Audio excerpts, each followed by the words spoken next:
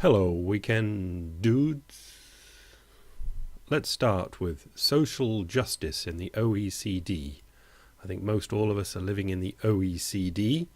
That's the Great Western type world, including Japan, because they're Western as well, and South Korea. And this is the social justice weighted index for the whole of the wonderful countries in the advanced nations, the OECD. And social justice is what they're after here. And they've got all sorts of measures for it.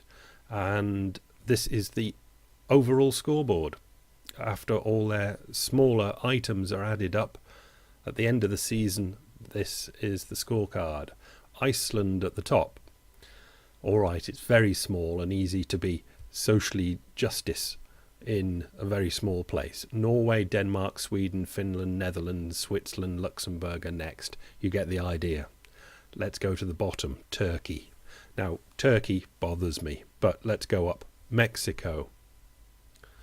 Chile, which is doing quite well, but is very bifurcated. Chile.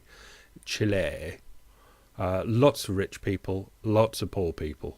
The middle class have been doing well over the last 20 years compared to where they come from, but they've left a lot of people behind. Greece, say no more, and then the United States. Social justice, not one of the United States' strong points according to the OECD. So let's have a look at one of the reasons why. There are lots of inputs to make up that final score table, and poverty prevention is one of the ones that they give a lot of points for, or take a lot of points off if you're bad at poverty prevention. And Czech Republic, Denmark, Hungary, and Iceland, Netherlands, Norway, France at the top of good at poverty prevention. Go to the bottom, and these are where the points are knocked off. Mexico again, Chile, United States, very bad at poverty prevention, and they lost an awful lot of points for that. Australia, very surprisingly, to me anyway, just above Australia, and then Turkey again there. That's the end of that, and seeing it's the first Friday of the month, we get last month's results from employment/unemployment in the United States and the Joker chart, and there we are. It is marginally getting better, but so slowly, isn't it really? It's just whole dimensions different to any other recession that the United States has been in since the Second World War. Freddie again draws US assistance. Freddie and Fannie. No, I won't. I'd go on too much if I went into the pros and cons of who or what caused all this subprime crisis, but it goes on for about an hour, so I won't go on for about an hour. Freddie Mac tapped the US government for another $6 billion in aid after the mortgage finance giant's loss widened to $4.4 billion in the third quarter. It's not right, is it? It's terribly wrong in many different facets of wrongness. It's wrong. And that's younger brother Freddie. Big sister Fanny isn't doing good, neither not. But Christmas is coming, the goose is getting fat. And when are you going to do your shopping? 34% say on Black Friday, which is the start of the sales, is it? 18% in early December, 5% a few days before the holidays, and 3% on Cyber Monday. I imagine there's going to be sales in the internet, I'm guessing. Surprising, next line down, shopping online. 66% of people say they're going to do shopping online. The only reasoning I can think behind that is people probably think that that's not real shopping, that's not real spending money or something. Why is it so big? Why 66% online? Not online, 11%, and 23% undecided. I can't understand those numbers being so large. There's nobody going to go Christmas shopping down the stores. I think there's a psychological thing in there, but I wouldn't like to try and tease it out too much. Quick fact, in 2010, the average holiday shopper spent $107 on themselves. That was not on presents for other people, that was on themselves. I don't know what that's about, really. Quite surprised by this.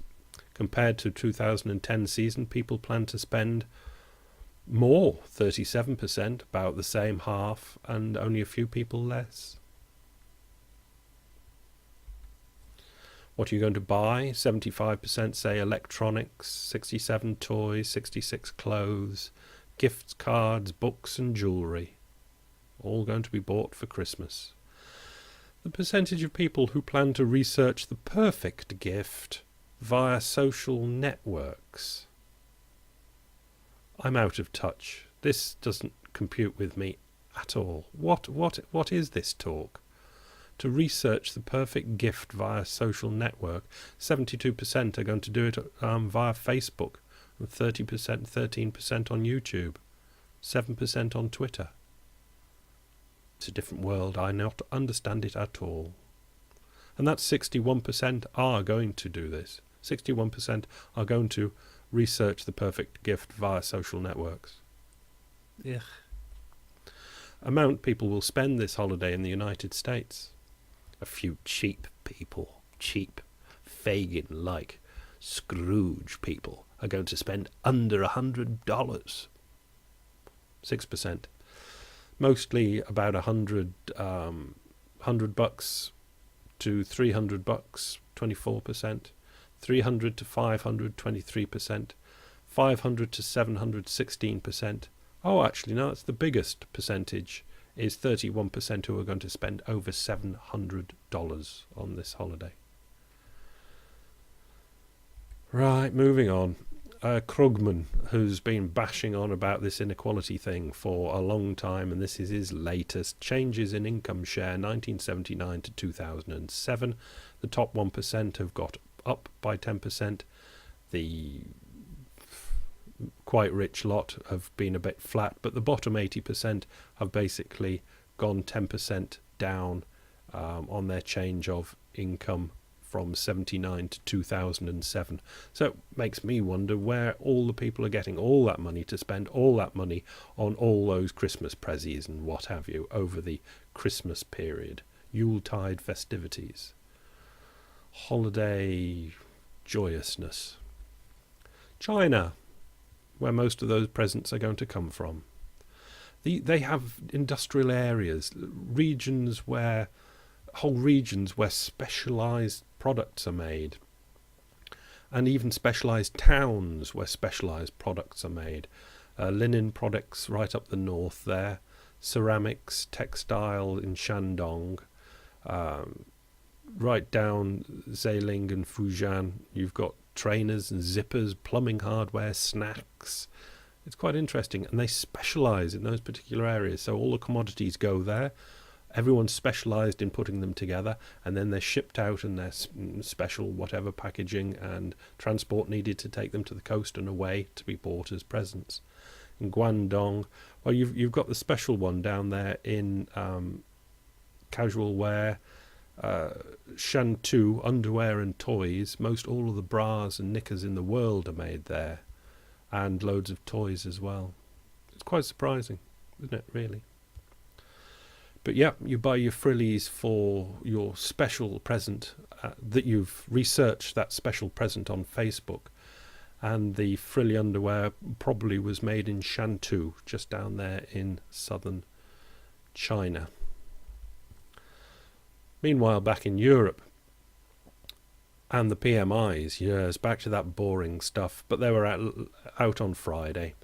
Let's go. The stringy looking chart looks just the same as it ever did, but let's look at nations ranked by output and start at the bottom with Spain at the bottom, 41.7. Everyone's going on about Italy, Italy, Italy, Italy. When it used to be Italy and Spain, people are forgetting Spain. That 41.7 should get people to start thinking again about Spain, and I'm sure it will. But look at the top. The only one that is in positive territory is Ireland. Incredible, isn't it, really? Bloomberg. Ireland plans $17 billion of austerity measures. Ireland plans 12.4 billion euros. That's 17.1 billion of austerity measures over the next 4 years, as it pushes on with fiscal programme to reduce the deficit and insulate it from the crisis in Greece. I mean, they really are trying hard, the loves. They really are. But if this recession starts, they are going to get a heck of a clout upsides the head. They really are. Bloomberg. German factory orders unexpectedly fall by 4.3%. German factory orders unexpectedly plunged. Well, you get the idea. Fell 4.3% in August when they dropped 1.4%. The economy minister in Berlin said in a statement today it's the third straight month orders have declined. Well, when everyone else is being austere, not buying stuff, the makers of stuff are going to struggle. Yes, yes. Canada loses 54,000 jobs in October. I was quite surprised by that. Canada seems to have been quite insulated from the world of economic naughtiness. But it's obviously crimping in on the Canadians as well. Now even China is getting rid of the incandescent light bulb. Oh dear, it's bothered me for the last couple of weeks, this. Not China doing it, but a couple of light bulbs here have gone. I've tried about 5 or 6 different types of these new light bulbs. They're all dreadfully expensive, and from what I can find, none of them satisfied my high criteria for what a light bulb should do for you.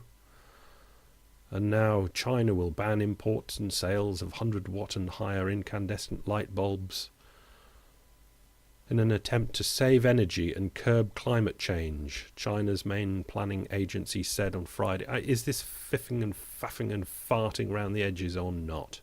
It is, isn't it? Isn't it pathetic? Of all the energy stuff that needs to be done, they bollocks around with light bulbs. And if the light bulbs were so much more magnificently better, they lasted so much longer and they were so much better on the environment for throwing them away. So the governments were nudging, this is the new thing, isn't it? Nudging the peoples into this wise choice for the world. Then fine, but they're not. The new light bulbs are crap.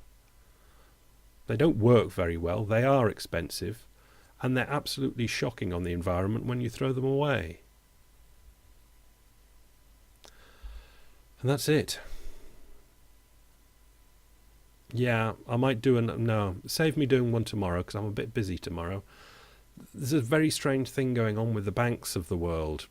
They're reducing their balance sheets incredibly. In other words, lending is going to really contract. And any recession that goes on, it's going to really throttle this recession. If it comes and the banks are doing this reducing of their balance sheet, it's going to be like somebody standing on your chest and throttling you. The whole economy is going to get completely throttled by the banks reducing their balance sheets. But what the problem that I've had all week, and I've actually had a whole tab open, which I've just closed because I didn't think I'd bother you with it, because I haven't got the answer to it. The banks are selling things like, they're selling all their assets, things like government debt, by the billions for the small banks, tens of billions for the bigger banks, and this is running to hundreds of billions. But the commenters in the questions on the Financial Times are going, yes, but who's buying all this stuff? And there has not been an answer all week about who's actually buying it. Could be hedge funds. I think people would have noticed if it was the central banks. But so there are 3 options. It's the central banks who are keeping quiet about it. It's keeping quiet about it because all week I've been trying to find out and I can't find out from anybody. Central banks are keeping quiet about it and they're buying it. Hedge funds, that's more likely. They are quiet. The hedge funds are buying it. Or they're putting it off balance sheet again in special structured vehicles, which I don't think they'd try and do again this time. But the banks are shrinking into a recession. this just the end of the week, Thursday, Friday. After that stupid mess about in Cannes, I've got very pessimistic about the world economy. Very pessimistic indeed. It might have been all right because the United States is just hanging on in there. But with the banks reducing their balance sheets, so they must reduce their lending really radically as well, we don't stand a chance. And it is going to get pretty hairy, I think. That's it. Have a good weekend. Bye.